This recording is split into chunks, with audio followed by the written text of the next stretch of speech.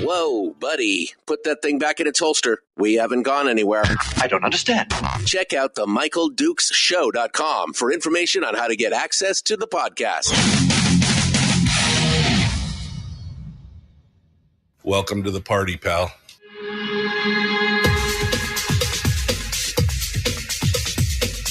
The Michael Dukes Show. The greed and the entitlement is astounding to me. What more could you want from a low-budget radio program? This is a dumpster fire.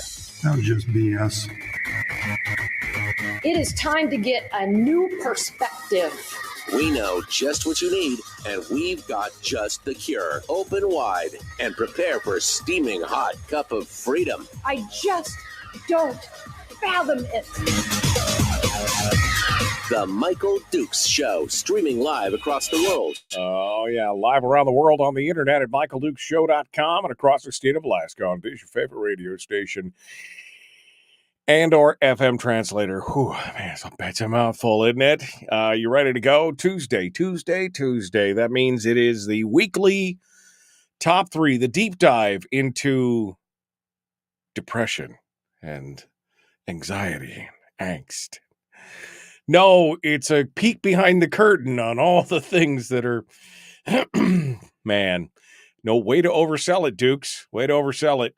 We are ready to go in and ready to jump in with Brad Keithley to get his whole take on everything that's going on this week, including DOR revenue projections, the Zach Fields utopian society, and more. Oh, man, this is such a hot mess. All right, we're ready to get into it. We got to go get things going because we got a whole lot of stuff going on. Let's just get started, shall we, and see what it is. Hello, my friend. Do I need a Xanax before we get started? Good morning, Michael. I thought we agreed this was going to be Truth Tuesdays. It wasn't going to be depression, anxiety. It was Truth Tuesdays. True. That is true. That is true. But the truth hurts sometimes, Brad. The truth hurts, man. The truth hurts.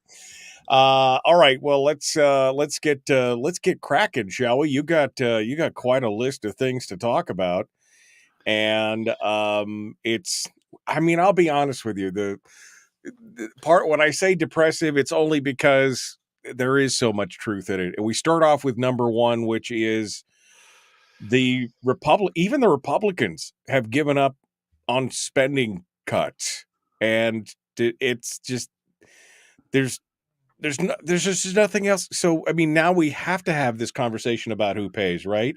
Because they've just totally given up. They've thrown their hands up in the air and circled the wagons, shot inward, and said, "Oh, we did all we could do. Sorry," and that's it. It's just kind of where I feel like we're at. Well, that's a fairly accurate summation of where we are.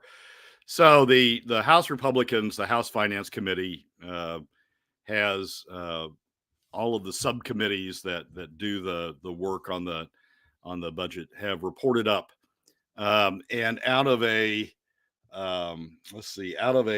total in the governor's amended budget, operating budget of $3.15 billion. That's the total operating budget that the House Finance subcommittees take a look at. Out of that total $3.15, well, to be accurate, $3.155 billion, $3,155,155 million. Out of that total, the House Finance Committees have recommended a total cut of $5 million. So they've moved the total spending. They've recommended total spending be reduced from 3.155 $3,155 million to $3,150 million. That's Boy, it. man, there's some real heavy lifts going on there. I could just tell there's some heavy. What is that, Brad? I'm no mathematician, but that's got to be 0.00 something, right? I mean, yeah, it does. It doesn't make it to 1%. It doesn't make it to 1%. 50, well, $30 million, $300 billion to make it to 10%. It makes it a little bit over 1%. But out of 3.15, it makes it a little bit over 1%. That's composed of various things. For example, they did reduce the subcommittee on health, did reduce the proposed health spending by $9 million. But then, for example, the university subcommittee, the subcommittee that looks at the university spending, recommended an increase of $10 million. So the net out of all of that is a $5 million reduction. That's not going to close the budget or close the deficit. That's not going to balance the budget. And this is, this isn't just this year. This is a number of years that the Republicans have been in control of the House, and they haven't been able to find spending cuts to bring the budget back into balance. At some point, Michael, we need to face reality and say they're not going to do it. I mean, all of those people who are no doubt sitting on the other side of this screen now going, spending cuts. All we need to do is cut spending to balance the budget. It's not going to happen. I mean, the House Republicans, if anybody was ever going to do it, it would be the House Republicans, and they just haven't done it year after year after year. And this is another year of not having done it. Yes, theoretically, spending cuts could balance the budget. Of course they could. But the political reality is that they're not happening, and they're not going to happen. If we can't get more than a $5 million reduction out of a $3 billion budget, they're not going to happen. So, what does that mean? Well, it means that there's going to be some tax, some revenue that's needed to balance the budget. What they've done all of these past years is to balance the budget on the backs of middle and lower income Alaska families through PFD cuts, PFD taxes. And that's the way they balance the budget. And that's the way that Delana Johnson and others are talking about balancing the budget again this year. That's a tax. It's a tax on middle and lower income Alaska families. It's taking money, diverting money that otherwise is headed toward their pockets, out of their pockets, over to government. It's the same as a withholding that most of us have in our W-2s, withheld for Social Security or withheld for income taxes. It's a withholding tax, and it is hitting middle and lower income Alaska families the hardest. The question we need to face up to, the question that everybody wants to run away from by saying spending cuts. The question we need to face up to is that the best way to raise the revenue? And ICER's told us all along that it has the largest adverse impact on the overall economy. Of all of the revenue options, it has the largest adverse impact on the overall economy, and it has the toughest impact, the hardest impact on middle and lower income Alaska families. And it's not. Some people say, well, that revenue is going to pay for government, so it's okay. It's not. What it's really doing is subsidizing the top 20% non-residents and oil by paying taxes. The lower and middle income Alaska families are paying taxes so that the top 20% non-residents and oil companies don't have to.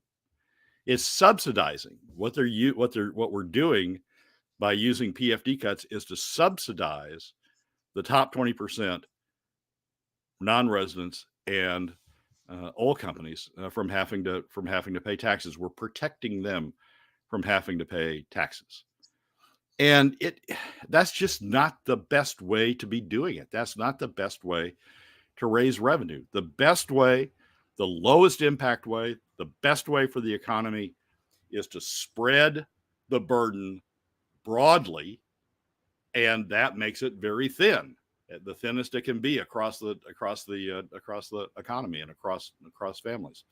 When you focus it just on one segment, which is what we're doing with PFD cuts, when you focus it just on middle and lower income Alaska families, it's not even reaching non-residents. When you focus it on them, it's a big burden. If we would even it out and spread it broadly, it would be much less of a burden, not only on lower and middle income Alaska families, but it'd be a fairly small burden even on the top 20% and on non-residents and on the oil companies. It would be something of a burden that they don't have now because they're being subsidized by middle and lower income Alaska families, but it wouldn't be anywhere near the burden that's currently being felt by middle and lower income Alaska families using PFD cuts. We need to have that discussion. Those who continue to say spending cuts and holding their breath for spending cuts are just reinforcing those who want to use PFD cuts, because we're not having the discussion about alternative revenues that would have a lower impact on the Alaska economy. They are those who are just, holding their breath for spending cuts are just reinforcing the existing system of using PFD cuts, because we're not having the discussion about alternatives, and we're not having the discussion about why alternatives are better.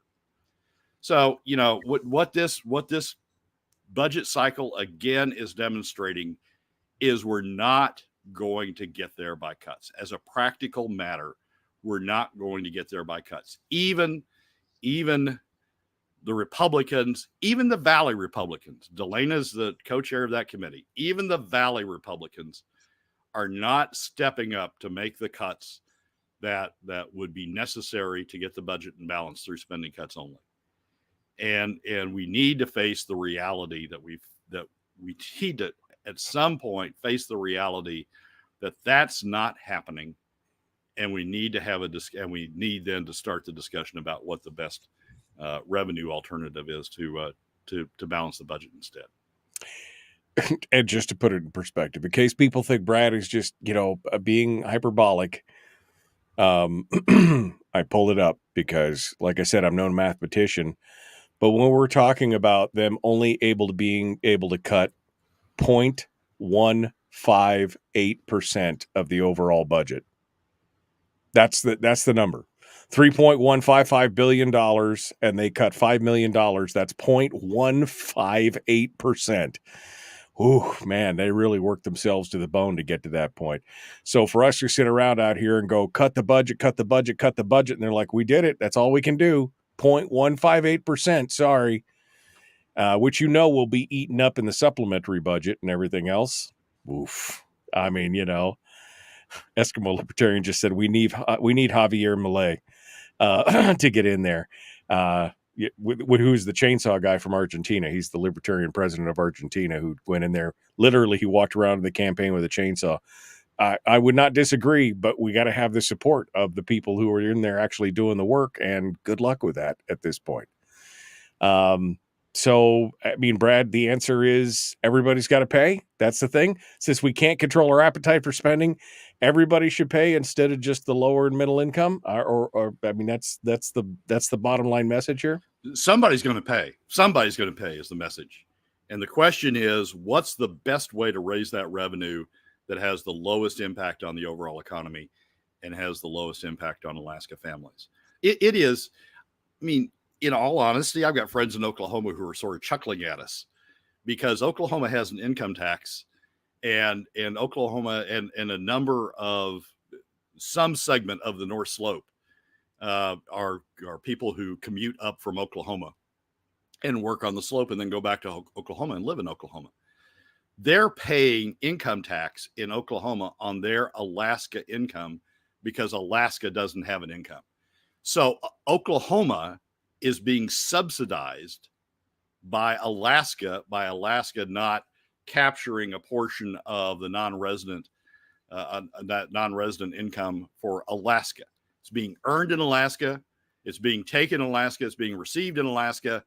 but it's being taxed in Oklahoma. It's not like it's not being taxed. It's being taxed in Oklahoma as opposed to being taxed in Alaska.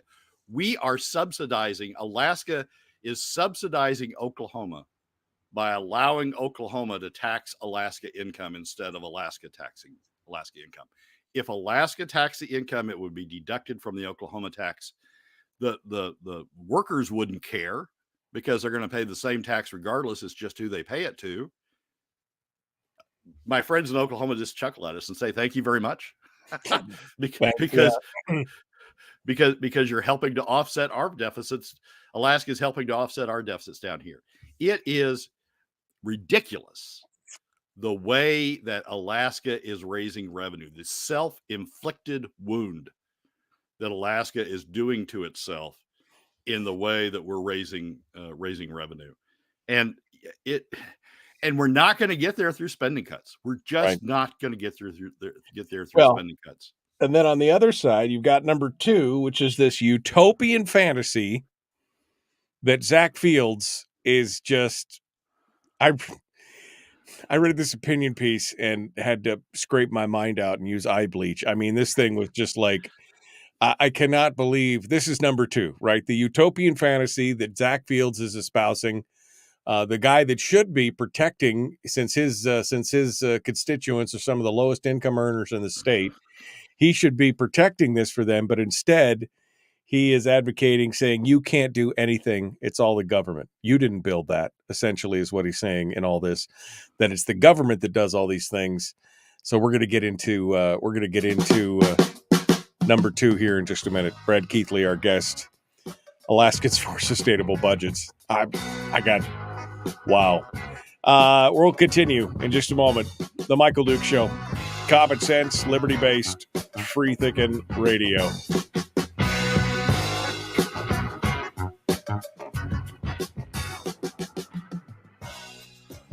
If you missed the show, you can listen to it on your time with Dukes On Demand.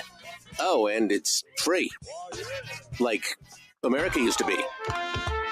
Streaming live every weekday morning on Facebook Live and MichaelDukesShow.com. I mean, I don't think Eskimo Libertarian is wrong. We could use a Javier Milei. I mean, in this, he went in there and he is doing some amazing stuff. If you've been following that at all, you should have some hope for the future. Although Argentina did have to sit in this malaise for 25 years. They've been fighting this malaise down there. And especially after the crash in Argentina in 2001, 2002, it's been just a hot mess. But maybe one day we'll get there, Brad. I don't know. Michael, that's part of the problem to me. Part of the problem is thinking it's always going to happen. So we don't need to do anything. We just need to hold our breath and hang on until it happens. Well, we got Dunleavy. We elected Dunleavy in 2018. And he came in and he said he was going to do that. And he tried to do that in the 2019 session, and the tsunami overwhelmed him.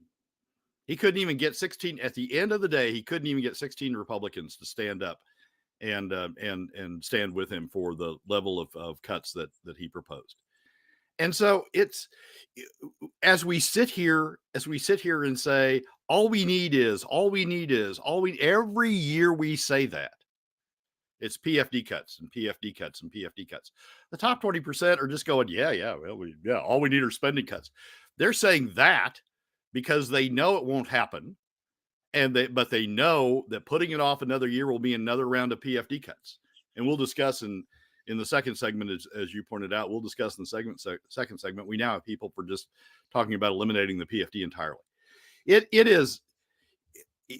We've got to put a stake in the ground and say, let's have a discussion about how to pay for this. Every year that goes on is just another year of more PFD cuts, deeper and deeper and deeper PFD cuts. And that's just the direction we go. If we don't have Republicans, if Republicans aren't willing to stand up and say, let's have a discussion about the best way to fund this, we know we're not going to be able to cut our way out of this. Let's have a discussion about the best way to fund this. If we don't have that discussion, it's just going to be PFD cuts until the PFD is gone. And then we'll have a discussion. but the PFD will be gone. And we know already. I mean, the numbers already prove this out. I mean, look at the OMB projections. Look at the forecast for the last 2 or 3 years. Look at the forecast, the 10-year projections that they put out there. It's going to be gone, period. They've already, I mean, you did the thing last week where you basically laid it out and said, there's $55 million left if we pay a 25.75 PFD. There's $55 million left, and they haven't even finished passing the bills this yet for the budget this year. It's over. And Zach Fields talking about this massive new surplus that we could have, this $900 million surplus we could have if we just eliminated that pesky PFD, and we'd have a surplus. And then he goes on to talk about spending the whole thing. The whole thing. Exactly right. This is my problem with this whole idea of, I mean, whether it's we get more money out of the oil companies, which you've said, there's $400 or $500 million worth, or even if we went with the $1 billion worth that Wilikowski keeps talking about, you know what would happen? We'd spend the whole thing. That's what would happen. That's exactly what's going on right now. We'd spend the whole thing and then go, oh, well, we need more because you guys are on a free ride and, we still need more. That's what would happen. Because these guys have got no fiscal control. 0.158% cut out of a multi-billion-dollar budget. And they're like, oh, man, that was a heavy lift. We just couldn't possibly do any more than that. I mean, it's insane, Brad. It's insane. It is, Michael. And a big part of the problem is we've got a group of people, a very influential group of people who don't have to pay for anything. I mean, Zach Fields is one of them. We've got people who don't have to pay, and so they don't care how much is being spent. Yeah. Until they get tagged with a part of it, no change is going to happen. Brad Keithley, Alaskans for Sustainable Budgets. I need a Xanax. All right, we're going to continue here in just a moment. We'll be back. Don't go anywhere. Like, share, subscribe. Ring the bell, do all the fancy schmancy stuff. Let's get it going on. Here we go. Brad Keithley. Let's do this thing. Brad Keithley joins us every week to discuss oil, gas, and the economic forecast of Alaska. It's the Michael Dukes Show. Yep. Brad Keithley, Alaskans for Sustainable Budgets. We're working on the weekly top 3. Number 2 is a doozy. This is the opinion piece from Zach Fields, who is the legislator that represents South Anchorage. I don't know, Anchorage. One of the lowest income sections of the whole state, quite honestly, but especially Anchorage. And he's got this opinion piece where he promotes this utopian society of we would just take care of everything. And I am just absolutely blown away by this idea that he puts out there that somehow this is going to fix everything, and only if you just gave the government all their money would society move forward. It is literally an endorsement of the narrative that the only way society can move forward is with the direct benevolent intervention of government.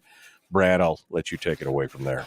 Well, for those who haven't read it, it's an opinion piece in the ADN that ran on March 5th, last Tuesday. If you want to look it up, if you haven't read it, and it gives me it left me with this impression. You know how when we have snow and ice, the roads are slick, and you don't have snow tires, you don't have studs, and you're getting to the top of the hill and you're having to slow down because there's traffic ahead of you.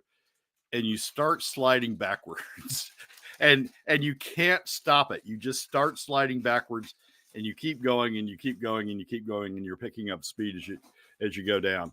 That's what this op-ed reminds me of, that we've started sliding backwards with PFD cuts. We started sliding backwards in 2016 under Governor Walker, and then 2017 with the legislature. We started sliding backwards down the hill in terms of PFD cuts, and we're picking up speed. And Zach Fields editorial op-ed is basically, let's just go ahead and plunge all the way down. Let's go ahead and take out the remainder of the PFD. It is it's replete with. He's talking about wiping out the PFD, right? What could be done if we just wiped out the PFD and made it all government money? To put the scale of this expenditure in context, $881 million would be enough to build multiple new dams in the rail belt, replace dozens of rural communities' diesel-dependent power with cheaper renewable energy, and develop Cook Inlet gas to fix the pending heating shortage. I had to laugh at this so hard. I'm like, you're going to build multiple dams for $881 million? Have you even looked at the price of a new dam? I mean, I'm just asking. A small dam, a micro dam. Show me something that you could build for less than $1 billion. We're going to build multiples of them. We're going to do, this is fantasy. This guy is like, he should be a Nebula award-winning science fiction writer. This is some bull right here is what this is. This is some full-on Bert Stedman. That was just BS. But it goes on. I'd say. Or if we used our roughly 883 million surplus on a combination of energy and education, we could have class sizes of 15 students or fewer for the entire state and make transformational investments to deliver cheap energy, all without establishing any new taxes. It is Zach Fields. I mean, we talk about Zach Fields being a representative from Midtown and North Anchorage. He's really not. Let's be honest. Zach Fields is a representative from the unions. He works for the unions, just like people, picked at Kevin Meyer and Peter Machecki when they voted for oil taxes because they worked for the oil companies. Well, Zach Union works for Fields, or Zach Fields works for unions. There we go. And that's his constituency. That's who he's representing. And his proposal is simply just to take all the money and turn it into state funding, build it up with additional teachers, build it up with additional, state-run investment projects, state-run construction projects. Just consume it that way. Benefit his constituents by consuming it that way. Yes, it would hurt the people who vote for him, the middle and lower income Alaska families in his district, but he doesn't care. It's what benefits the unions and what benefits his true constituency, the people who truly put him in office. Now that we have unfunded or unlimited campaign funds, that's his true constituency, and that's who he's appealing to. But we're sliding that direction, Michael. We did the program last week about that we've got a bare surplus at POMB 2575, given the current amount of spending. That goes away in 2 or 3 years. And once we go below POMB 2575, it's not going to be long before people say, oh, the PFD is too small to really matter anymore. Let's just go ahead and take the rest of it and turn it into government funding. We'll say we have a surplus for a couple of years, but then just like the savings accounts that we had in the early 2010s, we'll just consume it by more and more and more spending, and it'll be gone. And we're on that direction.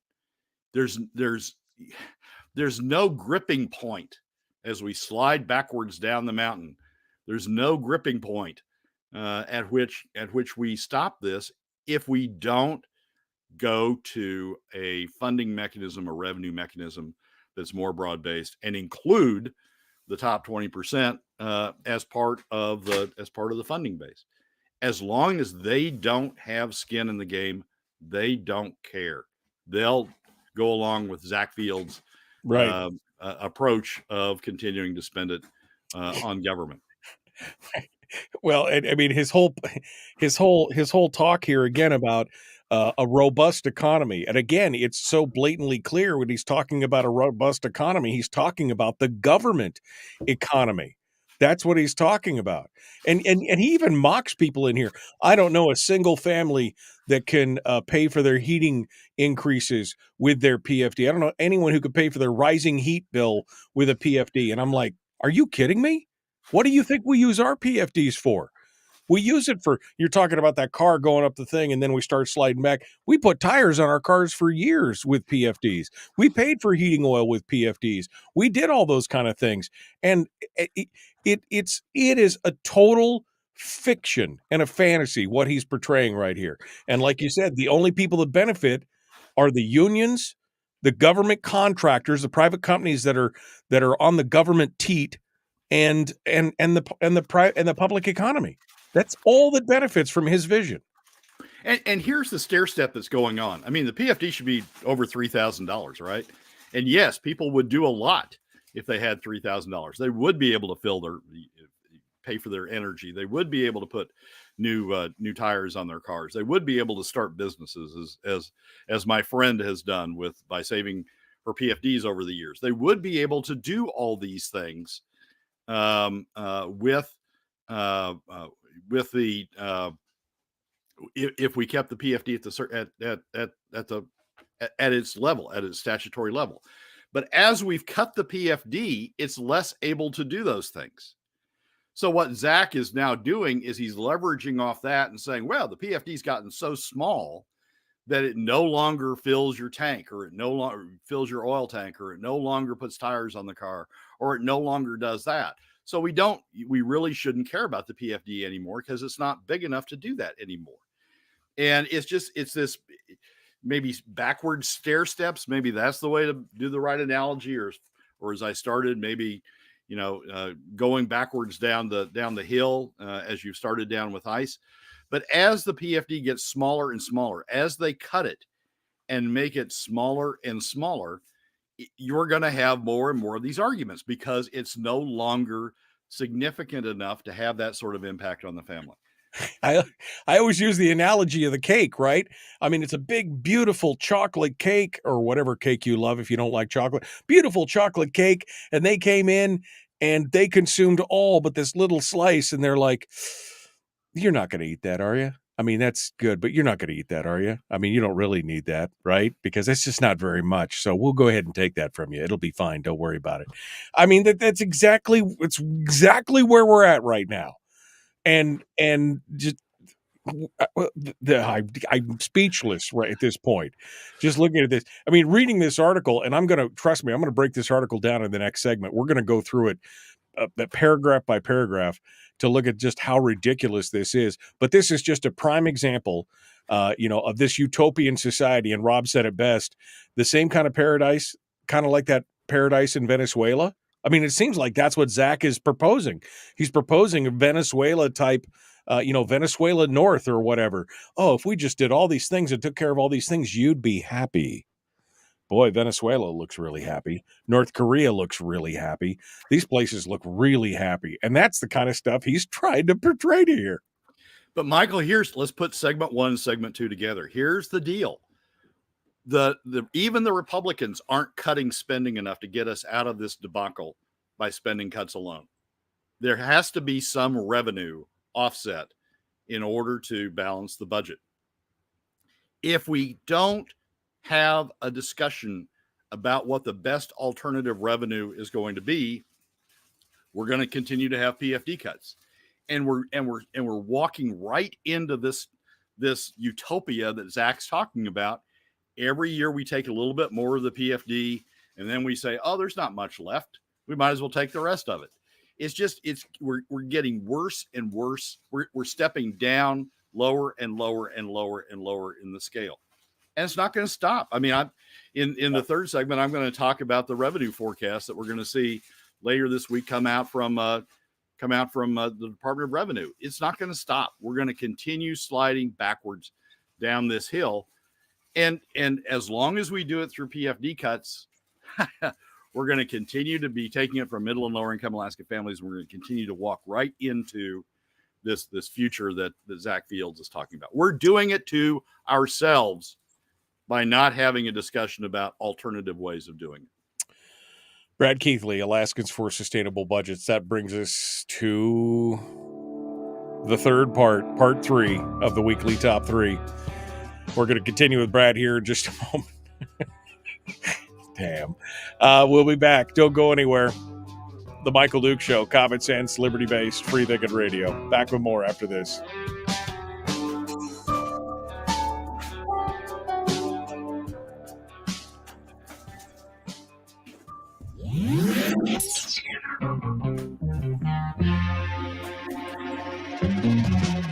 Running on 100% pure beard power. Oh, also some coffee. We dip our beard in coffee. Ha, nice beard. The Michael Duke Show.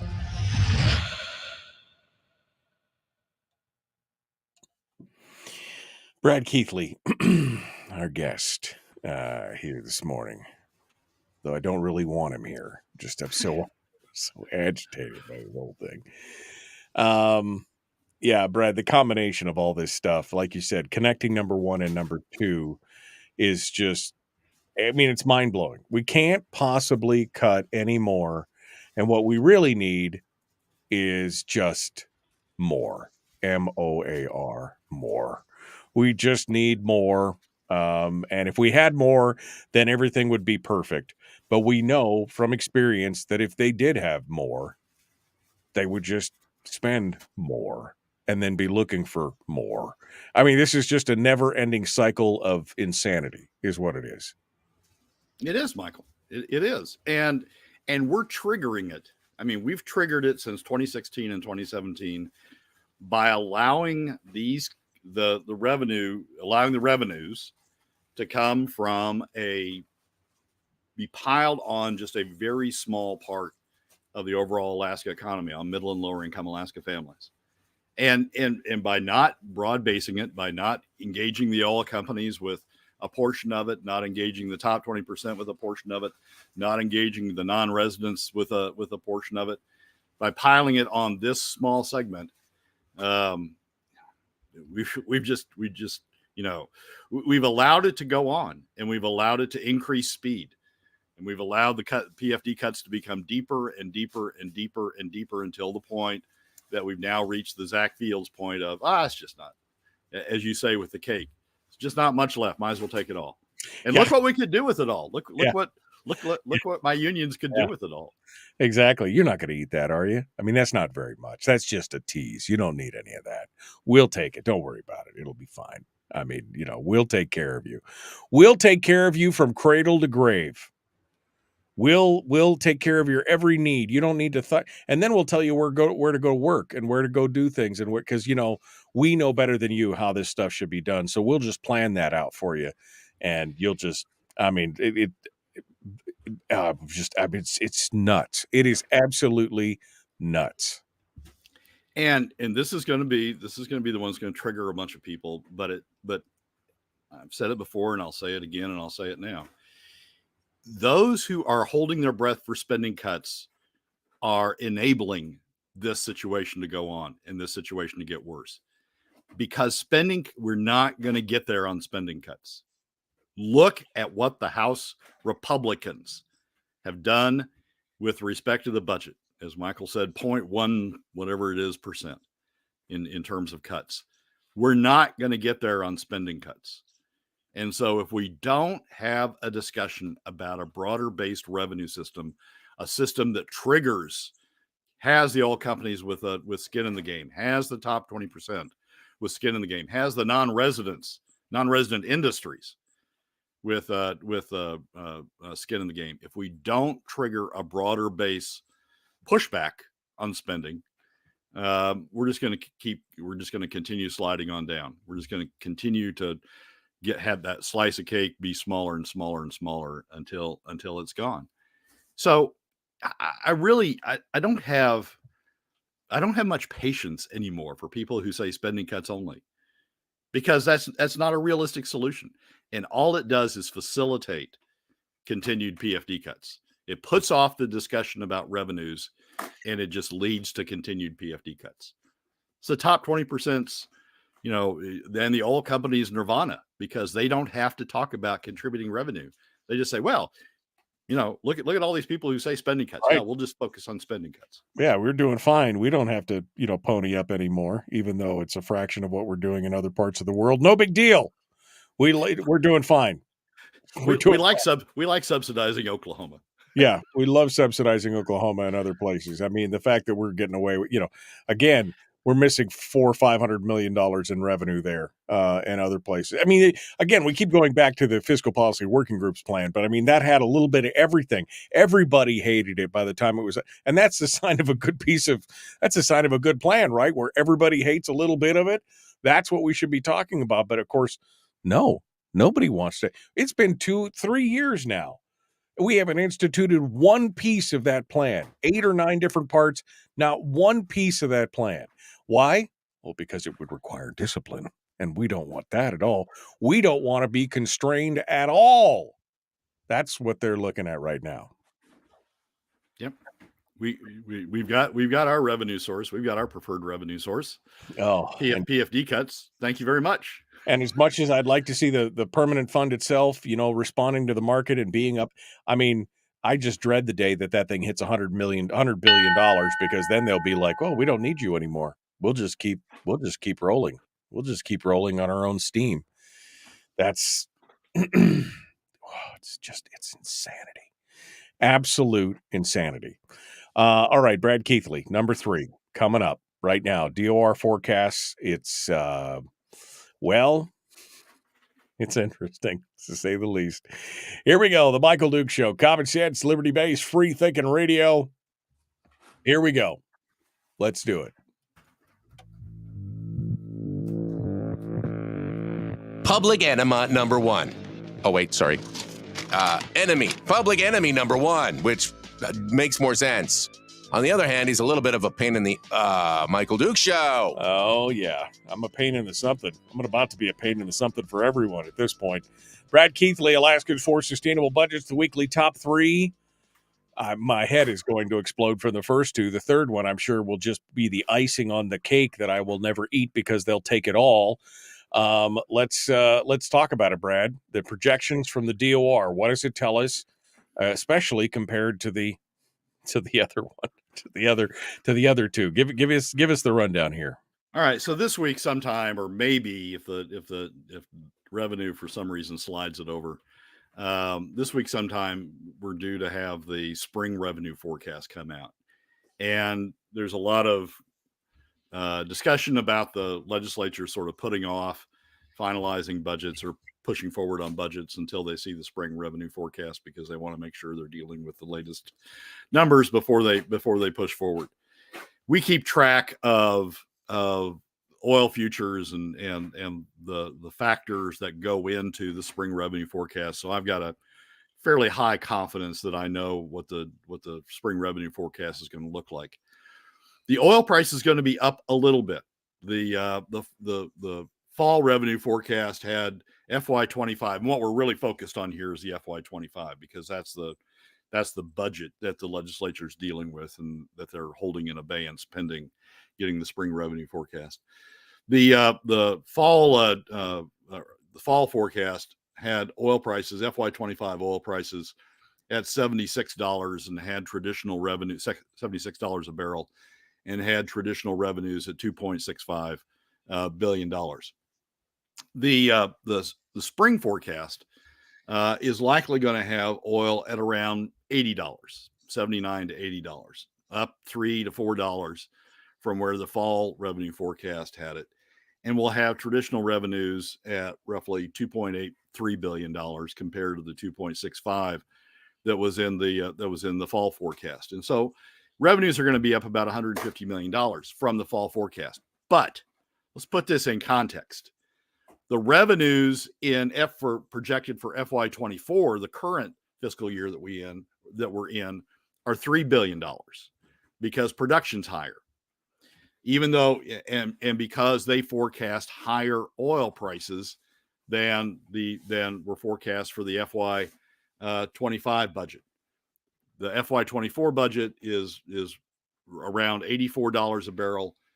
The prices that are likely coming with the spring forecast will be $80 a barrel, down $4 from the FY24 budget for the FY25 budget. Production's going to be down. Also, production should be down. Also, we've been underrunning the projections of production for FY24. The FY25 projections of production are down from FY24. Since we've been underrunning FY24, I suspect we're going to underrun the FY25 projection that was in the fall revenue forecast also, and that should show up in the spring revenue forecast. So even though oil prices are going to be up from what they were projected in the FY24 budget, revenues are going to be down from the FY24 budget for FY25. At the same time as we have that, we're seeing spending increase in FY25 because they think they've got a surplus, right? I mean, they're now treating the PFD as a surplus. So we've got $250 million layered on already for K through 12 spending bills that have passed, a bill that's passed both bodies and sitting on the governor's desk. We've got other spending increases. Julie Colombe's child care spending increase that's increased spending on that side. So we've got an FY24 forecast or an FY25 revenue forecast that's going to show a downward trend from FY24, and we're showing an FY25 spending trend that's up from FY24. What does that do? That increases the deficit. So we're heading into a situation where, additional PFD cuts, the draft budget that we've already seen, or the draft analysis we've already seen of Senate Finance says, we've got a $55 million surplus if we go to POMB 2575.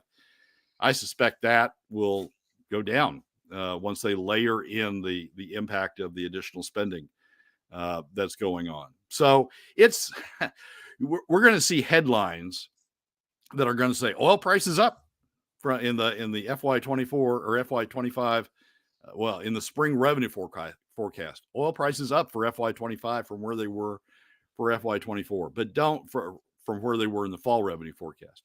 But don't let that mislead you. Revenues are down because production volumes are down, and because the FY25 projected oil price was going to be down from FY24 in any event. Revenues are going to be coming down, spending's going up, deficits are going to be increasing in FY24 over what they were in FY25 over what they were in FY24. And so PFD cuts, since that's the only revenue that we talk about, PFD cuts are going to be deeper in FY25 than they have been even in FY24. And you're already seeing, again, putting together with what Zach Field said and with your number one, which was we can't cut anything anyway. That essentially means that 2575, get it while it's good, because next time it'll be 2080 or 1585 or 10 and 90. Literally, that's where we're going. They will figure out what's left over, and we'll barely get that. Grudgingly, we will barely get a fraction of what we're supposed to get. And then they'll look at us and go, well, your free ride is over, essentially. Your free ride, and this you knew that was going to trigger me, right? I knew it. Your free ride is over. You, middle and lower income Alaska families, your free ride is over. But our top 20% oil companies and non-residents, our free ride continues, because we're taking the money that was due you and we're using it to pay the taxes we otherwise ought to pay. And so our free ride, where we don't have to pay for any of this government grows, but we don't have to pay for it because we're taking money from you to pay the taxes. Our free ride continues. And that's the irony about all this. People talk about the free ride of the PFD, but that's not the big free ride. The big free ride is to the top 20%, the oil companies and the non-residents who don't have to pay taxes. And all PFD cuts are doing is making sure that free ride continues. In any event, the spring revenue forecast that we're going to see later this week or early next is going to be, the headlines are going to say, "Ooh, oil prices up a little bit. Isn't that great?" Well, it's not, because they're up a little bit from a projection of a decline in any event from FY24. The production volumes are likely going to be down in FY25 from FY24, and likely going to be down even from the fall revenue forecast. And spending's up, and so deficits are growing, even with a slight blip up in oil prices from where they were in the fall revenue forecast. Deficits are going to be growing. Couple this, Brad, with the 10-year outlook from the governor's office, from the OMB. And look at, I mean, just plug those numbers into his last forecast, in his last 10-year projection. I mean, what do you think? I mean, give me a put your Kreskin turban on here and look into your crystal ball and tell me, what do you think? 24 months, 36 months, the dividend is zeroed out at that point. I mean, they're already talking about it here, right? He's saying the quiet part that they would have never said 5 years ago out loud. And now he's saying we need to take the whole PFD to pay for all this wonderful state government. And you didn't really need that anyway, because you couldn't really pay for anything with that $1,000. I mean, again, ignoring the fact that it's a family of four, generally speaking. And I don't know about you, but $4,000 is real money to me. If it was for a family of four and it was $1,000 a piece, that's real money. For me anyway. Maybe not if you're making $167,000 a year plus your regular full-time job. Maybe $4,000 doesn't mean squat to you, but to me, that's real money. But they're already saying it. So what do you think? 36 months? Well, we're already seeing Zach. I mean, we're already seeing Zach press for taking the rest of the PFD. And while you and I have always thought of Zach as a marginal player, what Zach says is exactly what's happening. What he said 3 years ago or 4 years ago is we ought to cut the PFD in order to fund government. You and I, said that's a horrible thing. Shouldn't be doing that. There's ways to cut spending. Yet where are we? We've cut the PFD. We haven't cut spending. The House Republicans are saying they can't cut spending. And we're sliding backwards down this hill. And Zach's now saying, just take the rest of the PFD. Look at all the glorious things we can do by taking the rest of the PFD. And you don't really need that PFD. You don't really need that minor amount. And yes, we want to scoff at it. And yes, we want to say Zach's a marginal player, but that's where, he's been the forerunner in terms of where this thing's going. And as long as the top 20% oil companies and non-residents don't have to contribute to government costs, that's where it's going to continue to go. So I don't know, Michael, maybe 36 months maybe we get a little bit more than 36 months out of it, but we are going down this hill and we're gaining speed as we're going backwards down this hill. Yeah. And there is a crash, a big crash. Again, the bridge is out and we're like, oh, wait a minute. No, hold my beer. Here's the shovel. Just keep shoveling, baby. We'll be spectacular. I've got nothing at this point. Oh, baby. All right, Brad Keithley, Alaskans for Sustainable Budgets. Thank you, my friend. I mean, I know it can't be easy for you to come on every week and take this kind of abuse from me, but damn, sometimes the truth definitely hurts. And but it is the truth, and we've got to face up to it. It is the truth. It is the truth. All right. Thank you, Brad, for coming on board. We appreciate it. Folks, out of time. Hour 2 dead ahead.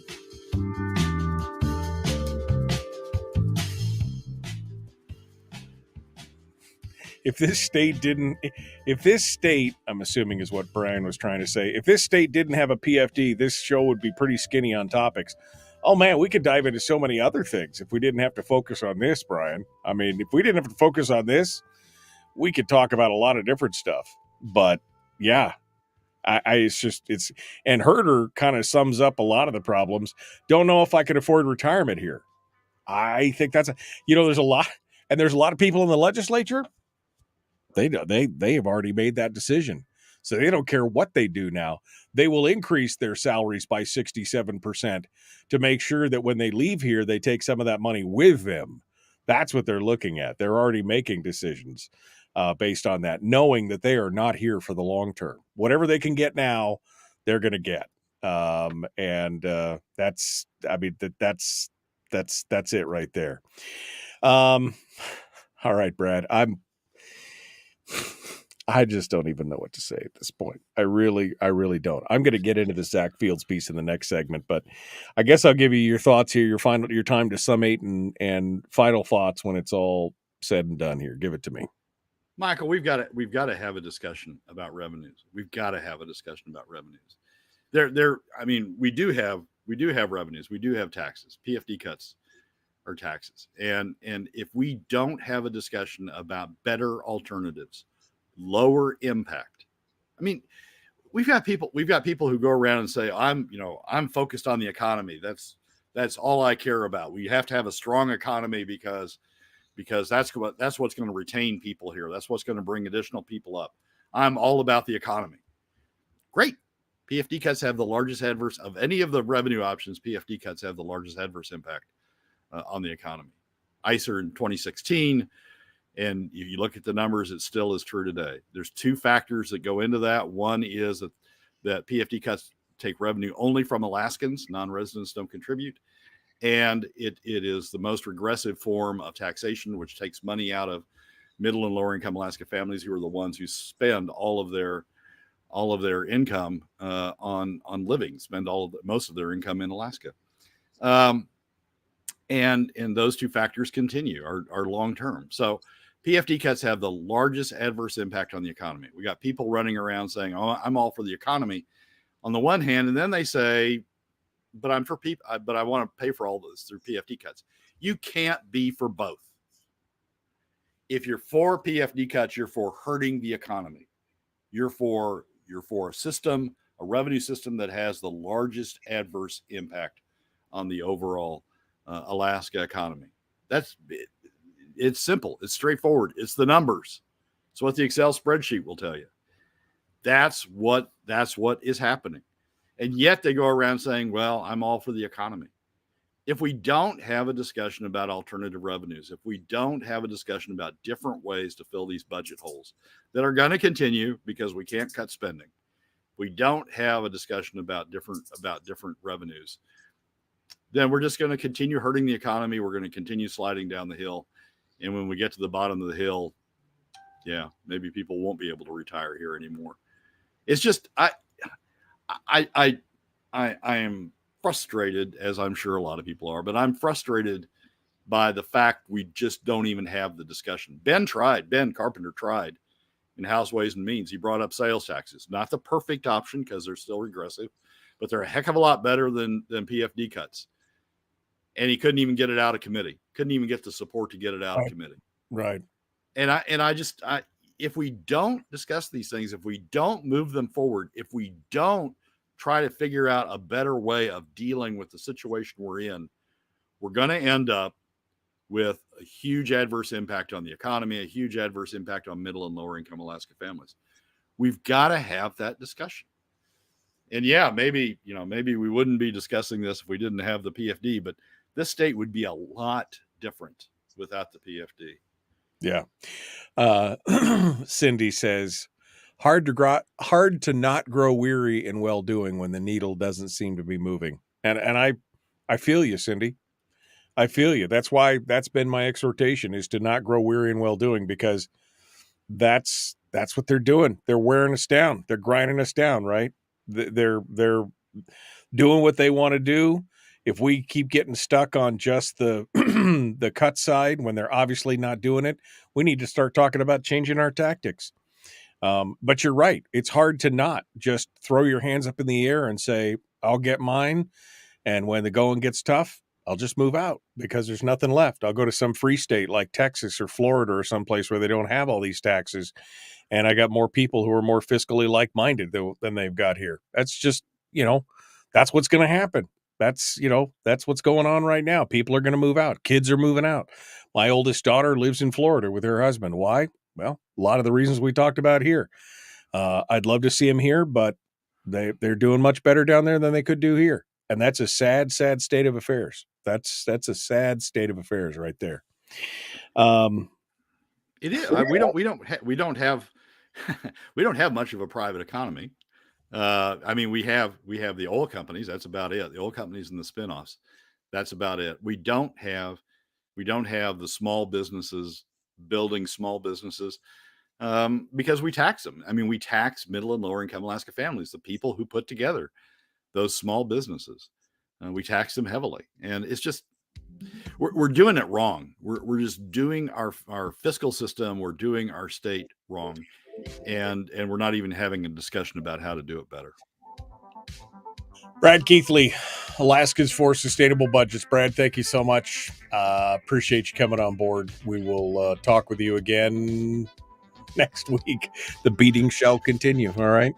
Michael, as always, thanks for having me. We appreciate you. All right, folks, we are out of time for this hour. Hour 2 is dead ahead. We're going to get into this piece by Zach Fields. Your mind's going to be blown. Absolutely blown. We continue in just a minute.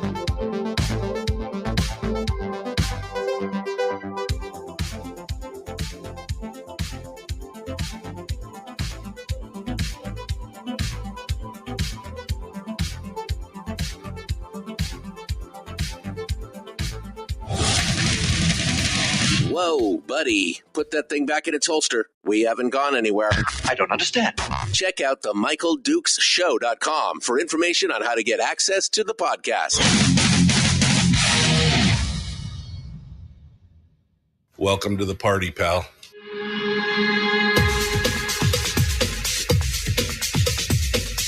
The Michael Dukes Show. The greed and the entitlement is astounding to me. What more could you want from a low-budget radio program? This is a dumpster fire. That was just BS. It is time to get a new perspective.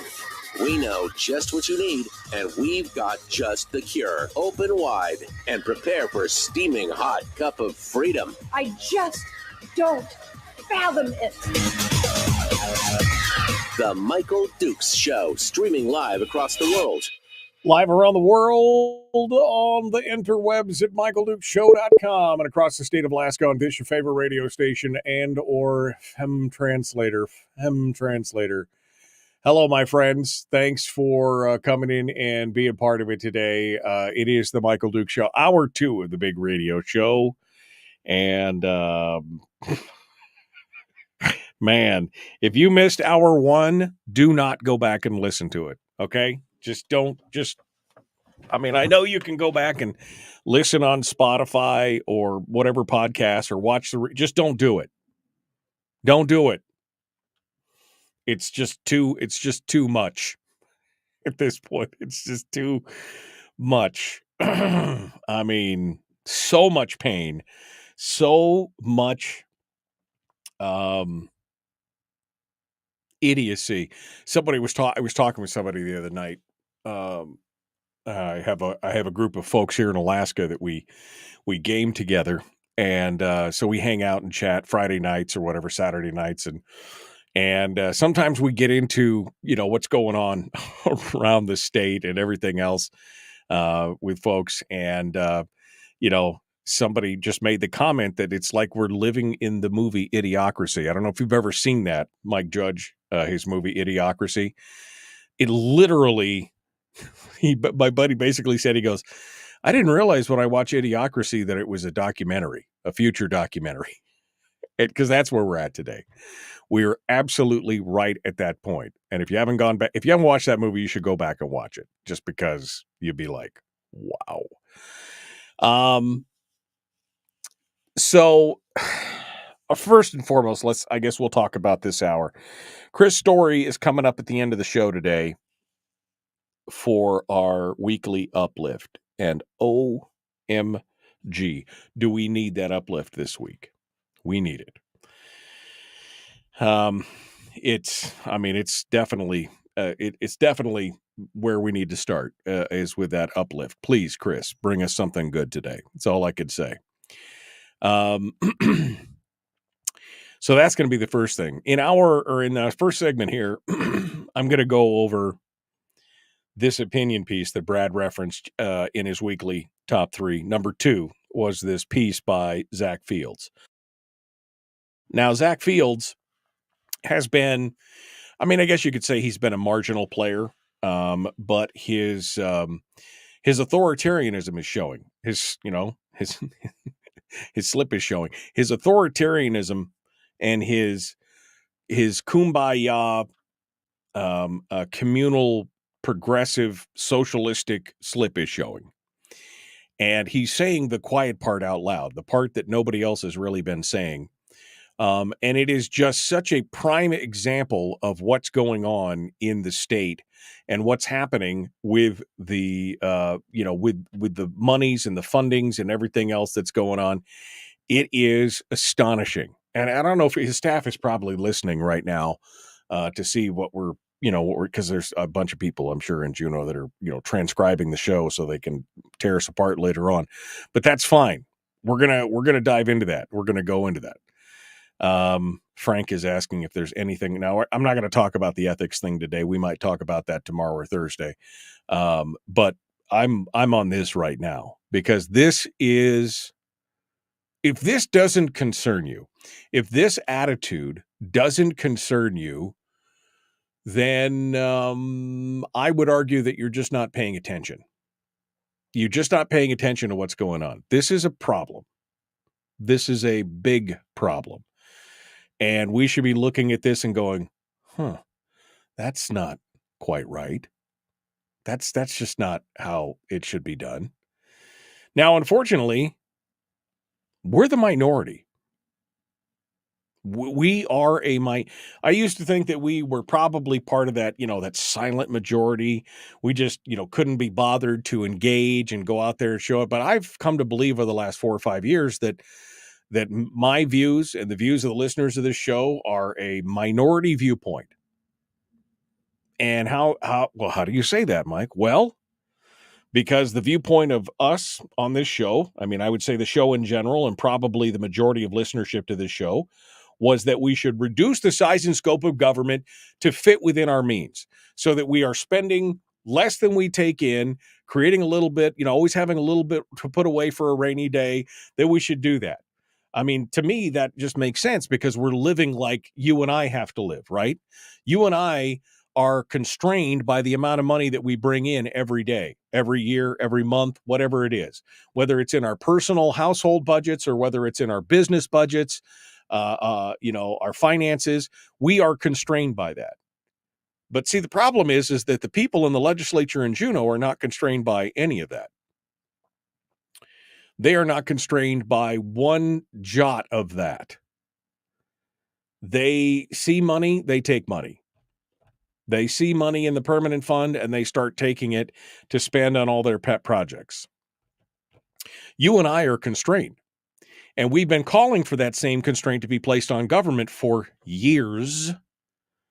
Years. My favorite quote from back in the day on this program was that we don't have a revenue problem in this state. We have a spending problem. The problem is that we have had a spending problem for so long, it has now become a revenue problem because nobody has ever constrained themselves. And I would argue that we've had a spending problem in this state since I was born, 1969. That was that first payment to the state, right? That first $1 billion payment that they received back when the state budget was only $160 or so million. And they burned through that $1 billion like it was a house of fire. And they've never looked back. This is what Hammond was worried about. This is what Hammond was worried about. And instead of, starving the beast, they just pick up every available piece of revenue that they can find around them, and we just keep letting them do it. So how do I know we're in a minority? Well, I know we're in a minority because we have been pushing, the collective, the royal we on this program, have been pushing for smaller, more limited, more constrained government for the last 25 years. This is 25 years I've been doing this show. And it's gone exactly nowhere. Again, $3.155 billion budget, and they were able to carve out a Herculean $5 million, which, again, for those of you who are poor at math like me, I had to actually go plug it into a calculator. It is 0.158% of a cut. Not 1%, not 1.5%, 0.158% of a cut. And they dabbed their brow and said, oh man, oh God, that was heavy. That was a lot of work. That was a lot of work. I'm so glad we worked so hard on that. We couldn't possibly squeeze another dollar out of this budget. 0.158% of a cut. That's how I know we're in a minority. Because that's what our elected officials, and Brad pointed out, even those from the Red Matsu, the most conservative bastion in the state of Alaska. Co-chair of finance. Okay. 0.158. That's about what we can do. I mean, that's where we're at. That's where we're at. They cannot find a single cut because, of course, again, they've bought into the narrative. I think a lot of them have bought into the narrative that, again, we've got to keep that government spend up because otherwise, our constituents would feel the pain. Your constituents are going to feel. You are fighting a delaying action. Your constituents will feel the pain. When the bottom drops out eventually, and it has to because of math, right? When the bottom drops out of the program and there is no more money to spend and, people start exiting the state and there's a smaller and smaller pool of people to service and it just, when the bottom drops out, everybody's going to feel it then. It's the old question of, do you get sick from the cure or do you die from the disease? It's like chemo, right? Chemo makes you just hellaciously sick, makes all your hair fall out, just knocks you right in the dirt. You feel horrible, feel like you want to die, but it's the way that you cure the disease. But instead, we got a lot of people that run around in Juneau being like, oh, don't worry about it. It'll be fine. Doesn't matter. We don't want anybody to feel the pain, so we'll just keep doing this. And I think sometimes they're just hoping that, one, they can get out before the music stops, right? It's like you're playing musical chairs, and they're like, we can either get out of the game before the music stops or make sure that we are closest to the big comfy chair when the music stops, and you, the taxpayers, and the citizens of the state, well, you'll just be standing around looking for a place to sit. That's it. Because it will happen. The pain will come. This idea that somehow, we're all about cutting the government and being yes, of course, Mike, we'd love to see a smaller, more limited government. And then a cut goes across their desk and they're like, oh, but we couldn't cut that because that's in my district. I got a lot of farmers in my district. I couldn't cut the agricultural budget. Everybody's got to feel a little bit of the pain. Right? Shouldn't that be what it is? Oh, but I would cut. Yes, I'm all for cuts. Except, not that. Don't cut that. That's important. Those diving boards, those are important for my district.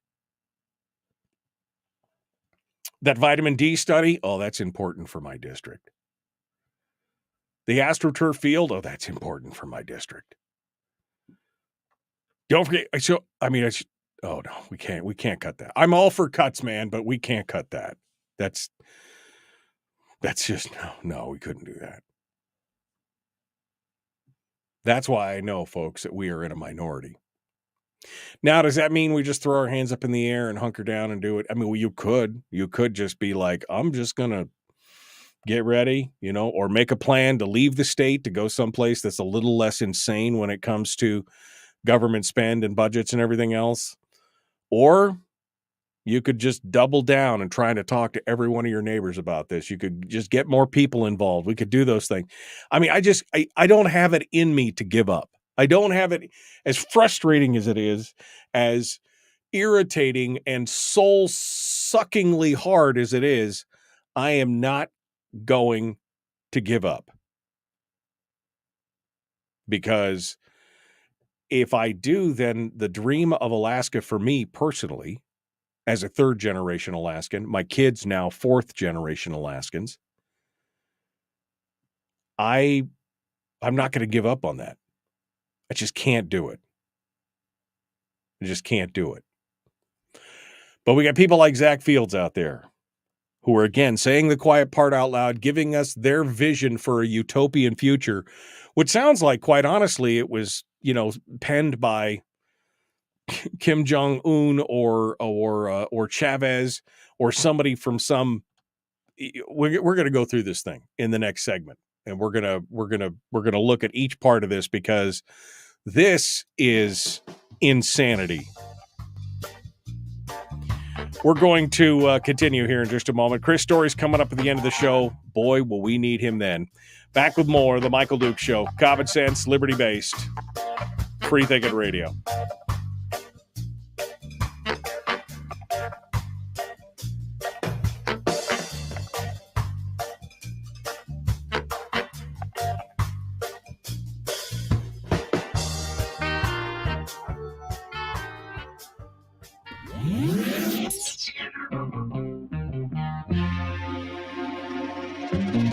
Listened to by more staffers in Juneau than any other show because their bosses told them to.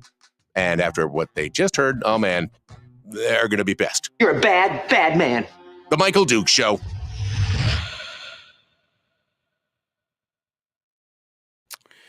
Jeremy says, the only thing is there's too many damn people and too much other bull crap in the lower 48 to want to move to any of those states. I'll stick it out here. I mean, yeah, but you're right, Jeremy. There's a lot of people, myself included, who feel that way, right? I mean, but there are others who are doing the math and saying, I'm in my golden years. I need to go somewhere where my money goes farther, and I'm willing to put up with it for the next 15 or 20 years as I, set out my retirement. And I think it was Gary earlier who said after 38 years in Fairbanks, he's pulling the plug. He says 2 years and he's on the way out the door going to Florida. Yeah. I mean, it's frustrating.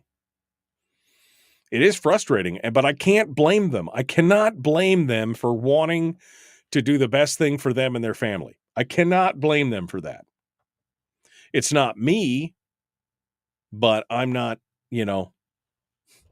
I'm just not going to do there. I mean, this is really, it's just really painful to watch. It's really painful to watch this stuff go on and to know, again, look, it's not like I'm some rocket scientist, right? I'm no Elon Musk, or Brainiac, but I've been seeing what's been coming for years. I've been talking about it for years. And I'm like, if I can see the handwriting on the wall, why can't these people see it? Well, my argument is that a lot of it has to do with self-interest. They may see it, but they are being willfully blind because it benefits them to continue doing business the way that it's being done. That's the problem here. Teresa says people went to the Kodiak Island Borough. I apologize. K Island Bureau. People went to the Kodiak Island Bureau meeting to protest the giant property tax increase, but one attendee seemed to feel it was a useless effort. And that's how it feels a lot of time. It feels like you're shouting into the void, into the hurricane. I mean, you're pissing into the wind, whatever colorful colloquialism you want to use. That's what it feels like a lot. And then every now and then you win one and you feel like it was all you're vindicated and you feel justified in what you're doing. But this is what it is. Apathy and dependency are ruling the day in this state. Well, I must be doing good. I'm getting mine.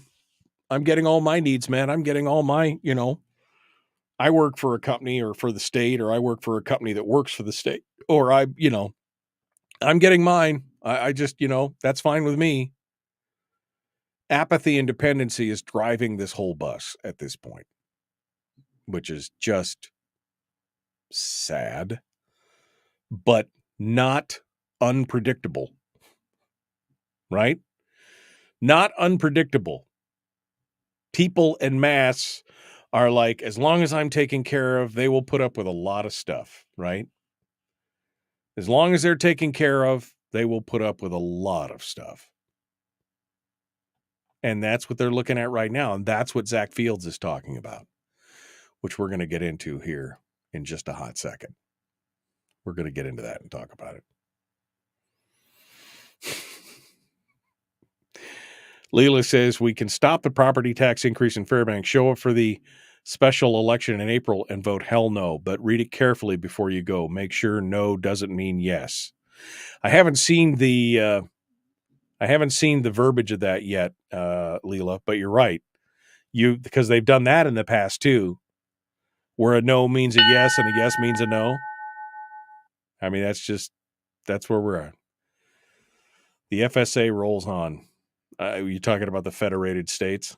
Is that what you're talking about there, Brian? Is that what I'm feeling here? Okay. We're going to continue. The Michael Duke Show, common sense, liberty-based, free-thinking radio. Like, share, subscribe, ring the bell, do all that kind of stuff. Let's get to it. Here we go. Thanks for coming on. The Michael Duke Show. Not your daddy. Wait, sorry. Not your daddy? Ooh, not your daddy's talk radio. Whew. I was scared for a second. Thought we were going down. Here's Michael Dukes and the show. Yep. It's, hi there, it's me. You're like, who's me? Well, don't you know? I mean, you're tuning in. Yeah, I mean, Chris Story, he's always here to uplift my day. He sent me a text a second ago, said, for sure, you're no genius, we agree. Although he did say, genius, we agree, which obviously means he's obviously not a grammar genius either. I mean, genius. No, I know. I'm just, we all agree on that, Chris. Thanks for this is the guy that just lifts me up. He's the wind beneath my wings every week. Speaking of which, Chris Story is going to be joining us here in just a few minutes for the weekly Uplift and Positivity segment. Not for me, obviously, but for you. We're going to get into that. But I did want to go over this, and I actually meant to do it in the last segment. But this opinion piece from Zach Fields, which is in the ADN from, a week ago, the 5th of March, Zach Fields. His opinion piece, Alaska should be the most prosperous place on earth. Now, this all depends on how you define prosperity. I think that's the first thing we should say there.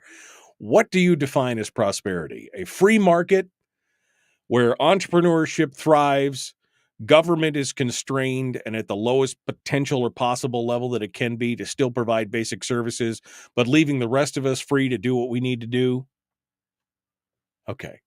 So there we go. That means maybe there's a difference there. So I'm just going to start because I don't have a lot of time, but I'm just going to start and we'll take this apart piece by piece. But in this piece, he is saying the quiet part out loud. I've posted links to this up in the chat room, so you can take a look at it there.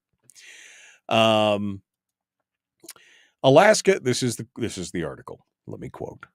Alaska has the resources to be the wealthiest jurisdiction on Earth with an $83 billion sovereign wealth fund. Oh, don't you love it how they phrase it like that? That's how they're treating it. That's not what the permanent fund is, although it has been framed by people like Zach Fields and previously Bill Walker, Scooter Kendall, etc., as a sovereign wealth fund. That's not really what it is, but I digress. With an $83 billion sovereign wealth fund and the highest per capita federal investments in the country, Like, that's a bragging right. We've got the highest per capita federal investments, meaning we suck more money out of the federal government per capita than anybody else. Go us. We have the extraordinary privilege of being able to fund state operations and capital programs without citizens paying a dime in state taxes. This is your free ride, folks. He's reminding you of your free ride. We possess such wealth that in most years we paid nearly $1 billion annually in cash payments to residents with America's largest universal basic income program, which it's not, but, okay. The question is, with all this wealth, how do we have such grossly underfunded schools, crumbling basic infrastructure, and defunded law enforcement that leaves some of the state's most populous regions nearly without policing? Grossly underfunded schools. Did we point out yesterday with Sarah Montalbano that there was a 126% increase in teacher benefits, that there was a 32% increase in overall revenues, and a 50% increase in administrative and overhead costs over the last 18 years? Grossly underfunded. The answer is simple. Alaska's second largest budget line item is permanent fund dividend payments. Last year, the PFD cost $883 million, nearly as much as the entire secondary education system. Twice as expensive as our university and more expensive than Alaska's largest health insurance program, Medicaid. To put this scale of expenditure into context, $881 million would be enough to build multiple new dams in the rail. But what? 881 to build a single dam. Show me a dam that could be, you could build a beaver dam for $881 million, but you mean one that actually generates electricity for less than $1 billion? You could replace dozens of rural communities' diesel-dependent power with cheaper, renewable energy. Oh, God. And develop Cook Inlet gas to fix the pending heating shortage. Or we could use our $883 million surplus on a combination of energy and education. We could have class sizes of 15 students or fewer for the entire state and make transformative investments to deliver cheaper energy. Oh, we're going to get the government involved in energy distribution and other things now more than they already are. Okay, I see. For the past decade, we've spent nearly $10 billion on dividends while class sizes have grown. Local school, how dare we pay money to the Alaskans that they're owed? Their portion of it. The past decade, by the way, includes, almost 8 years now of them taking the majority of the dividend? So even with that, we spent nearly $10 billion of people's money giving it back to them. But now schools have been forced to shut down. The price of energy is higher as a result of dependence on increasingly expensive natural gas and diesel. It's just looking back, it's painfully clear that blindly distributing the PFD has a dire opportunity cost, meaning we know better than you how to spend that money. Distributing the PFD blindly has a dire opportunity cost because we could do more with that money than you can. He says, I think it's time we step back and look at our largest budget line item with an eye towards efficiency and economic growth. I don't know a single educated, productive family who moved to Alaska to get the PFD. Well, neither do I, because again, even at its height, a family of four is only going to get $10,000, $12,000 if it was paid at the statutory level. You can't live in Alaska on that kind of money. So no, of course nobody moved here for that. That's just retarded. But I know far too highly educated families who's left as our education system and our infrastructure crumble. I would say it would be more about opportunity than education, about opportunity and maybe governmental interference in the free market. Maybe it's about entrepreneurship and the fact that we are a dependency state where we're dependent on the government for everything. But okay, maybe that's it. He says, I don't know anyone who could pay for their rising heating bill with a PFD. My God, how big of a heating bill do you have? If you got a family of four, that's $4,000. That goes a long way to paying your heat around here. But I know that for $10 billion, we could have rebuilt the entire state's energy system to provide clean, affordable energy for the... Oh, my God. For a long time, most political observers assumed the PFD was inviolate. Yeah, I did. I thought nobody would ever touch the PFD because that would be political suicide. Not anymore. Now he says, and this is tongue-in-cheek, I credit Mike Dunleavy for transforming our politics around the PFD. When the governor laid out budget choices showing that the statutory PFD required complete annihilation of public services, voters from every region across the political spectrum resoundingly chose modest dividends balanced with modest funding for necessary programs.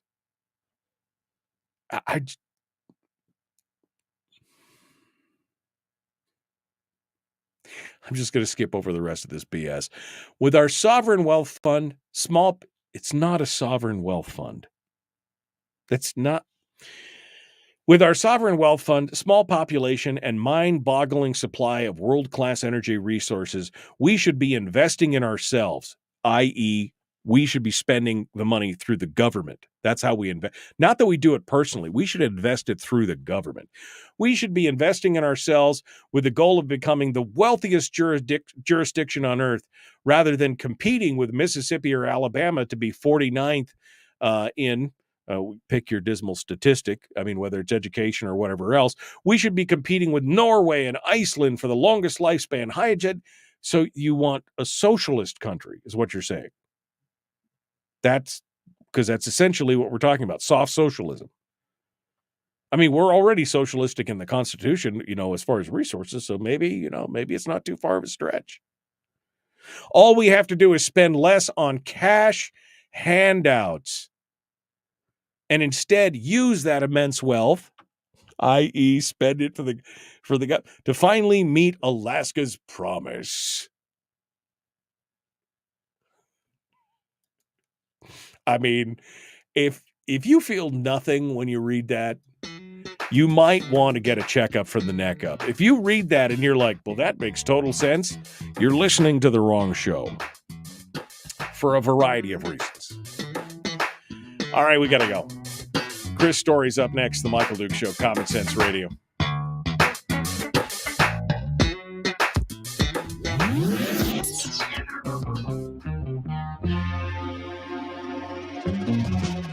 Running on 100% pure beard power. Oh, also some coffee.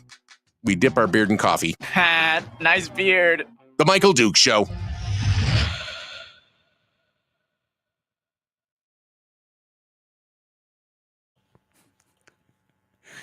Okay, so I just got to ask, is it me? Is it just my distaste for Zach Fields individually, or was that as bad as I just portrayed it? I mean, I don't know. I just read it. I mean,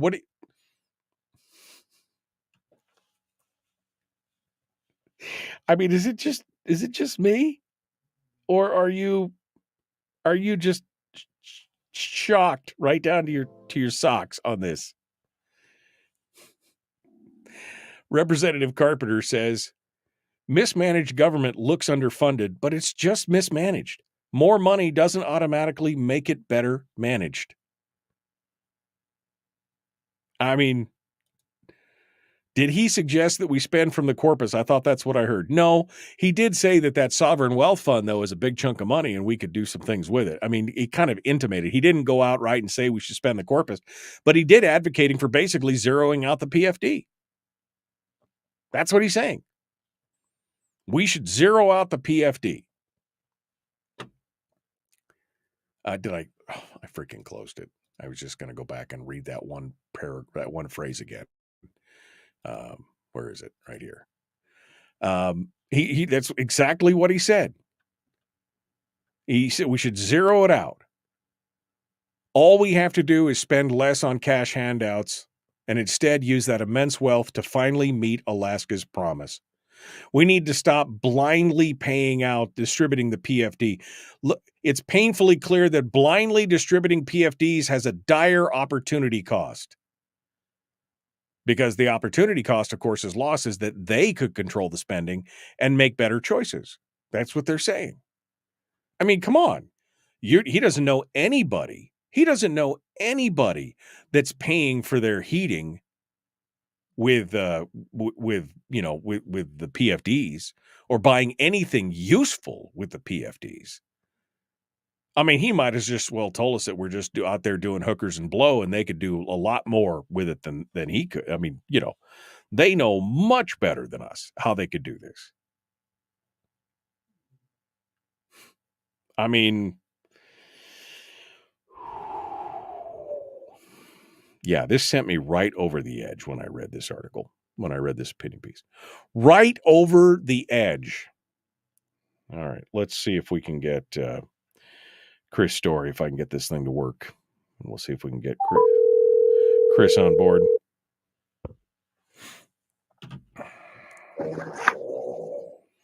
Good morning.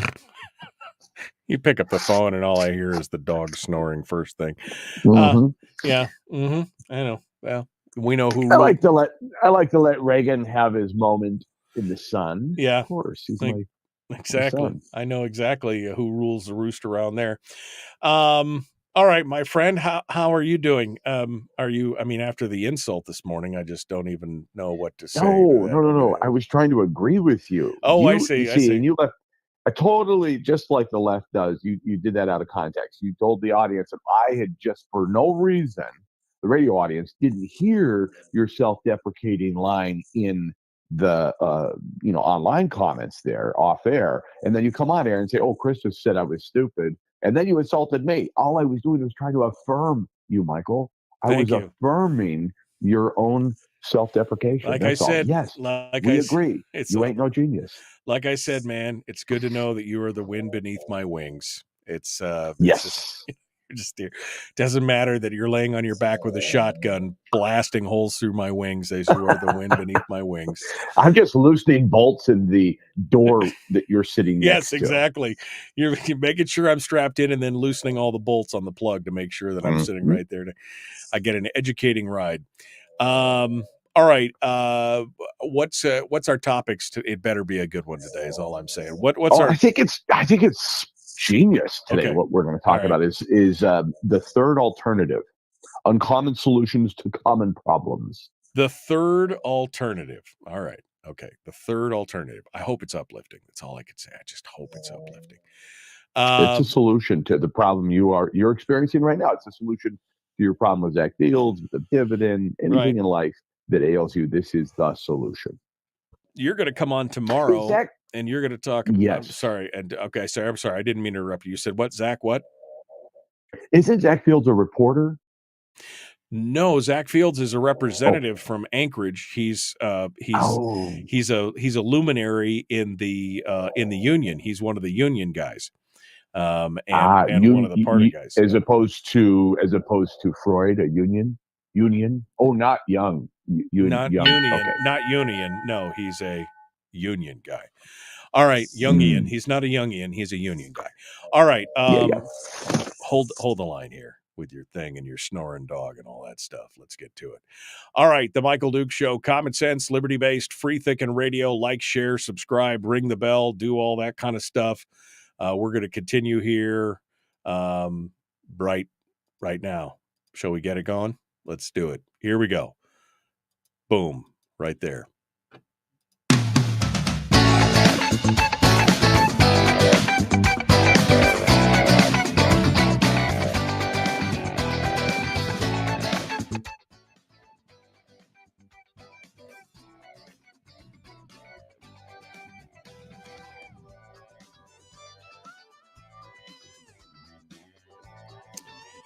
Okay.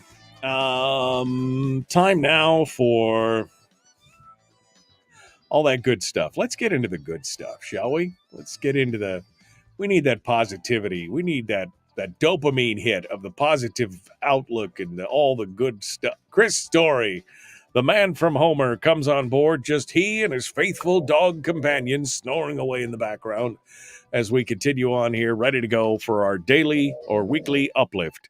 Chris Story, thank you, my friend, for coming on board. How are you doing today? How are things going? Good morning. It's a fantastic day here in the Great Land on top of the world in Homer. We've got beautiful snow happening as we speak. Reagan and I have been in the library for the last 2.5 hours preparing for this moment in time. He by snoring and snoozing, me by thinking, reading, contemplating my navel, trying to determine what does Michael need today. And I think I've happened upon it. I think what you need, Michael, is a third alternative. That's what I'd like to talk about. A third alternative. Is that like multiple genders? Do I need a third alternative? What am I getting here? Third, way to just really strike at the heart of what's happening in the country. Although you could use the third alternative towards gender dysphoria or what have you, whatever you want to go with that. We'll follow your lead. But the third alternative is actually a principle taught by Stephen R. Covey, the founder of the Covey Institute and the most famous work of his lifetime, which was 7 Habits of Highly Effective People. Within that book, he mentions the third alternative. It wasn't good enough. He went on later in life to actually write a whole thesis on it called the third alternative. And I would tell you it's uncommon solutions to common problems, meaning there are two sides of any argument. You could just imagine any debate in society today, any debate in your household, even a debate between you and a friend. There's two sides to that argument. Well, the higher level, the uncommon solution is the third alternative. So there's your way, my way, and then together, the third alternative rising above that would be our way. And to some, that's sort of an eye-rolling, oh my God, this sounds, are you kidding me? Come on. It couldn't get weaker, man. This is weak. This is, we're just trying to feminize everything. Did you just say it takes a village story? Is that what you just said? It just takes a village to raise a child. So exactly. That's a very common, basic bro reaction. So thank you for, demonstrably making that obvious. Thank you so much. No problem, but the bro. third alternative, the problem, you're so basic. No problem. But the real solution, the uncommon solution that we all seek is literally contained within this idea of the third alternative. It's what we want. It's peace, it's prosperity, it's health, it's wealth, it's great family, it's great relationships, it's longevity. Everything we seek is actually contained within this third alternative, which requires you be unemotional, you're a bit detached from the problem itself. You have to be a little detached to rise above it. You have to use logic and think in a logical way. You have to be empathetic. That means to understand what somebody else is going through or understand what somebody else is trying to say. And you have to be sincere. You cannot rise to a third alternative thinking if you're not sincere and you don't have the highest good for all concerned. So in other words, before I come here to you, I literally go through a mantra in my mind and that cap it off with my goal, what I seek here is to bring the highest good for all concerned with everything you and I talk about. So that's the level of sincerity I'm talking about. We have to bring an unemotional, detached logic with an empathetic ear and mind towards a solution and be sincere about it. And when we combine all these powers and you first seek to understand, which is one of the basic tenets of the 7 Habits of Highly Effective People, seek first to understand, then be understood. As you approach problem solving, first coming into an argument, not as a Democrat, not as a Republican, not as a liberal or conservative, not as left or right or whatever the problem may be in front of you, but you come into it as an alternative seeking, solution seeking person who will solve the problem. Suddenly, knowing that there is a solution that could be win-win. In negotiation, I like to teach, and I got this, didn't invent it, I got it from Herb Cohen, who's the father of modern negotiations. He taught and he devised the whole win-win idea. Again, to some people, that sounds weak. That sounds like, wait a minute, there can't be a win-win solution with Putin. There can't be a win-win solution with your average criminal. And yet it depends upon how you look at it. So if you're just taking negotiation, for example, you want to negotiate with somebody on purchasing a car or a home, you have to understand what it is they want, whoever they is on the other side of the table. If you don't understand what they want, how do you know you're not negotiating against your own best interest? And if you knew what they wanted and it wasn't contrary or in complete conflict with what you want, can't both parties win? That is third alternative thinking. Okay, I could see that. I mean, and I think that's the basis of most human interaction is you have to understand what other people want, and you have to be willing. I mean, unless you're a sociopath, you have to be willing to give a little to get, right? Give to get. Isn't that the same kind of thing? We have to give a little to get. Maybe you don't have to give anything. It depends upon what they want and what you want. It could be. So that's not a terrible example. It just, I don't want to get away from this idea that you want something, they want something. And if you don't communicate to each other what it is you each want, you don't know what this third alternative solution could be. And compromise is a dirty word, both in politics and legally. I mean, it's a bad word. Nobody wants compromise. I want my guy to win. And yet, at the same time, what we saw throughout the Trump era administration, whether you like him, love him, or hate him, he compromised constantly, even though his rhetoric wasn't that. He was establishing himself as anti-compromise, and yet throughout his administration, you can draw a through line all the way through of compromise, and he achieved peace through strength, just like Reagan did. And yet his rhetoric, again, wasn't one of compromise, but he made compromise constantly because where did he come from? Came from the business world in one of the toughest places on the planet to do business, and not just business, real estate business and development in New York City, one of the most regulated places on the planet for doing what he did. He had to understand compromise coming into the position of presidency. And again, that could be a hostile statement to some people that absolutely hate him. I would say, look at his administration, look at him as an individual, as a candidate, as a past president, as a victim of this judicious lawfare that's being attacked, leveled against him, and say, wait a minute, what is the third alternative? What is the third alternative thinking towards somebody you despise? You could point the same kind of thinking towards Biden or anybody in the public eye right now. And just understanding that a third alternative approach is to seek first to understand, then be understood, and identify who the players are. I'm going to be announcing something on my show today. I'm calling it Freeze the Squeeze. I am attacking not the individuals who are raising the property tax assessments, not the individuals, but the process itself. That is third alternative thinking. There was a time in my life when I would have gone right after that assessor. I would have gone right after them individually as a person, cut them to their knees, cut them to the quick, come up with some great insults, some great lines that would land and scratch an itch, only to leave me, them, and everybody else feeling, ow, I need some calamine lotion. That hurts. That doesn't feel good. So looking for a third alternative is to actually solve the problem versus just score a quick punch or what have you. I want everyone to win in this conversation. So third alternative isn't weak. It is actually what we need right now, probably more than ever. Chris Story is our guest, the man from Homer. I love HomerAlaska.com is his website. He's got a lot of books and things like that. The Backyard Millionaire, Born to Live, the Making of Man series, Jacob Mann series, etc. We're talking about the third way, the third alternative. So how do I apply this to my life, Chris? Give me, this is all very highbrow stuff. You know me. Talk to me like I'm 5. How do I apply this in my daily life? Give me some real world examples, Chris. Make it work. Morgan Housel wrote a great book in 2020 called The Psychology of Money, and it's worth reading. And in it, he makes a point that we often measure our success against our peers. In other words, you feel wealthy so long as you've got more than them, or at least not less than them. Third alternative to that would be measuring your success against what you're capable of, absent societal expectations or your family's expectations or some metric outside of yourself. Get quiet, figure out what's your internal compass actually say. What's the path you want to chart for your own life? That is an alternative thinking. There's their expectation, society's expectation, and then there's your way. You can apply this third alternative to almost anything, but you have to start getting curious, and you have to put your curiosity above your certainty.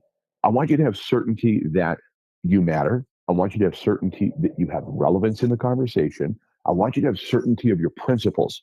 This isn't sort of a, well, whatever feels good in the moment. No, this is a matter of saying, I'm going to set my opinion aside for a moment. I know what I think I want, but let me ask you, what do you really mean? What does that mean to you? Well, when you say you want the taxes to be lower. Tell me more about that? Or when you say that you want a statutory dividend, are you saying that you care more about your individual income than the state's health? Tell me more about that. It's a matter of getting curious and seeking to understand where are they really coming from. Otherwise, we're just going to continue to beat each other against the head with a cudgel of our choice. We're going to club each other into some sort of a submissive position that's not long lasting and is not actually a solution. Because maybe we don't really want the solution. We enjoy the debate. We enjoy the argument. And arguments can be fun. There's nothing better than watching Ted Cruz destroy Attorney General Merrick Garland for 8 to 10 minutes on YouTube. No, it just feels great. And nothing changes. There is no solution in that moment. That's not designed to solve a problem. That's designed to engage and enrage. And sometimes that's what you need. You need people to be a bit motivated and to be somewhat upset about a situation. However, remember, detach, be unemotional, logical, empathetic, and sincere in your desire to actually solve the problem. Then you'll come up with uncommon solutions to common problems every day of your life. Chris in the chat room just said something that made me laugh, because I think some people would have a takeaway from Chris' story on this. He says, is Chris' story a manipulator of people, or is it just me thinking that he is? And I love that question, because that dog, holy cow. I love that question, because that is, I had a similar conversation with my son a few years ago when we talked about what I did for a living and sales and everything else. And his comment was, oh, so you go convince people to get things that they don't need. You trick them into buying things. And I'm like, that's not how it works. Again, there's got to be a mutually beneficial exchange. And although you may understand the psychology of people and how they think, and maybe that gives you a leg up in conversation or negotiation or anything else, that's not a manipulation if you understand where people are coming from. Again, maybe it's some insight into it, but it doesn't give you the magic wand to be able to flip a switch and say, I have the power, pay no attention to the man behind the curtain. I think you're being manipulated or you're manipulating. And where is that coming from? Influence is a good thing in the world. If you've got, the more influence you've got, the more you'll have, the more impact you'll have, the more you'll be able to do, be it for good or evil. So influence is a double-sided sword. You can use it either which way you want. It's a little bit like a sword or a gun or a knife. It could be used for good or it can be used for detrimental purposes. So what's your intent? This is why sincerity actually matters. And you could be sincere and be wrong. You could be sincerely wrong. But I'm hoping to always keep an open mind to seek first to understand, then be understood.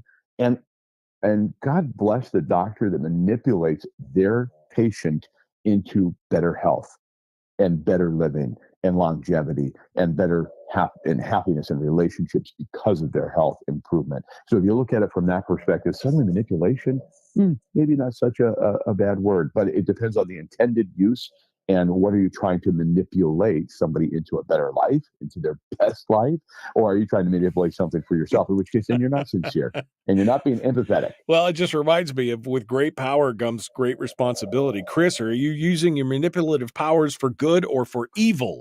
Right? I mean, that's what it comes down to. Are you using it for good? Are you using it for the benefit of both you and of the person you're dealing with? I think that's how you have to look at it. Is it manipulation or is it just understanding people and trying to give everybody something that they need? That, I think, is an important, and I think that's the difference between the two. And swap out the word manipulation for influence. Yeah. No, I would not disagree with that at all. Chris Story, the man from Homer, thank you, my friend. As always, it's great to talk with you. Appreciate you coming on board. And tomorrow, you're going to be here to talk with us about your solution for the KPB's tax problem. Yes, our solution. That's right, 6 a.m. tomorrow. Be here, be square. Folks, we're out of time. We'll see you tomorrow. Have a great day. The Michael Duke Show. Give us a tease, Chris, for tomorrow. I mean, anything you want to say that why we should tune in at 6 a.m.? Oh, man. Honestly, and now hearing Kodiak is having a similar problem, and that maybe even Fairbanks. Yeah, what I'm going to prescribe is universal. It's a universal solution for the problem that we apparently are all facing in this post-pandemic world where they're trying to squeeze us. And I say they, meaning our government And so I'm calling it freeze the squeeze. I'm calling for a post-pandemic pause on 2024 assessments of property. Let the dust settle. I think it's unconscionable to tax on these unrealized gains that may be temporal. These may be transitory, as Janet Yellen told us the 18% inflation would be, which it wasn't, isn't, is real, and is increasing our cost of living every single day. So I'm asking the government to do more with more, just not that much more.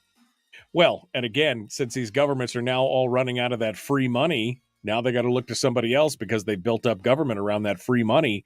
That's why they're looking to you, the taxpayers and the property owners, to pay that. That's it's all gone up, right? It's definitely not going backwards. All right. Yes, sir. Tomorrow morning, we'll get kicking off. Be there, be square. Be there, be square. Chris Story, thank you so much, my friend. As always, it's good to talk with you. We'll see you tomorrow. Yep, my pleasure. All right. Bye. Folks, we are out of time for today. I'm going to go soak my head in a bottle of whiskey. All right, we will see you tomorrow. Have a great day. Be kind, love one another, live well. The Michael Duke Show.